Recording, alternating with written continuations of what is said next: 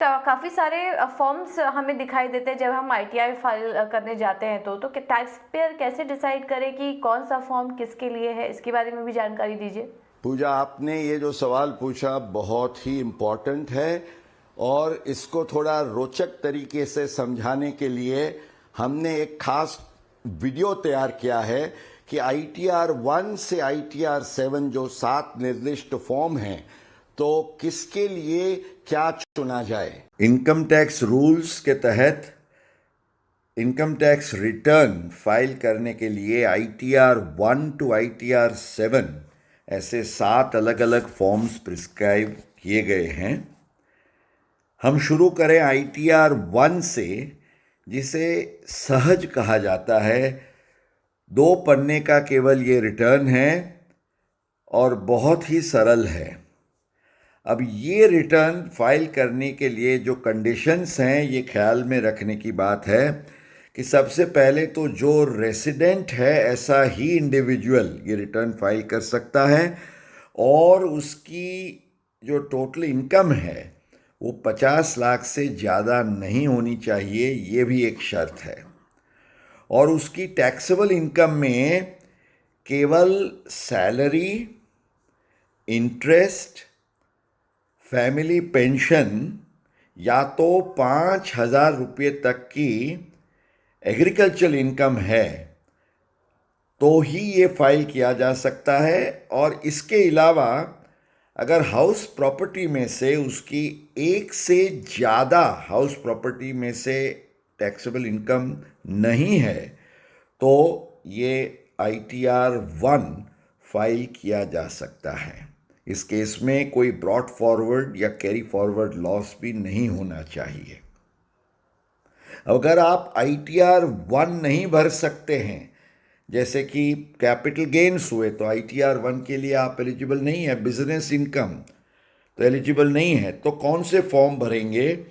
तो आईटीआर 2 जो है वो इंडिविजुअल या एचयूएफ, रेसिडेंट या नॉन रेसिडेंट कोई भी हो, अगर उस केस में बिजनेस और प्रोफेशन की, माना धंधा या व्यवसाय की कोई आय नहीं है, तो उस केस में आप आईटीआर 2 भर सकते हैं। इसमें कैपिटल गेन्स और इनकम्स के भी समावेश हो जाते हैं।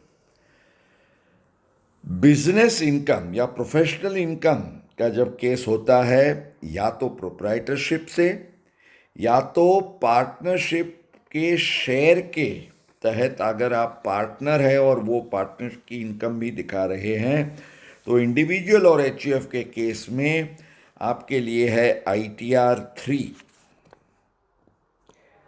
आईटीआर 4 रिटर्न जो है, जिसे सुगम के नाम से जाना जाता है, ये जिसको हम प्रिजम्पटिव इनकम या तो अनुमानित आय कहते हैं, सेक्शंस 44 AD, AE और ADA के तहत कोई भी इंडिविजुअल, एचयूएफ या तो पार्टनरशिप फर्म भी एलएलपी के सिवा हो, तो उस केस में आप ये रिटर्न का फ़ायदा ले सकते हैं।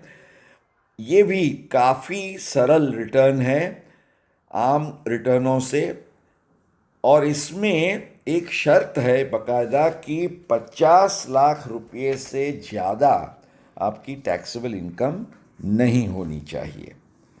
तो ये आईटीआर 1, 2, 3, 4 हुए। और आईटीआर 5 जो है वो जो इंडिविजुअल, एचयूएफ और कंपनी के सिवा जो केसेस हैं, जिसमें partnership firm, LLP, AOP, BOI, cooperative society, private trust वगैरह सब आ जाते हैं, उनके लिए भरने लायक ये फॉर्म है।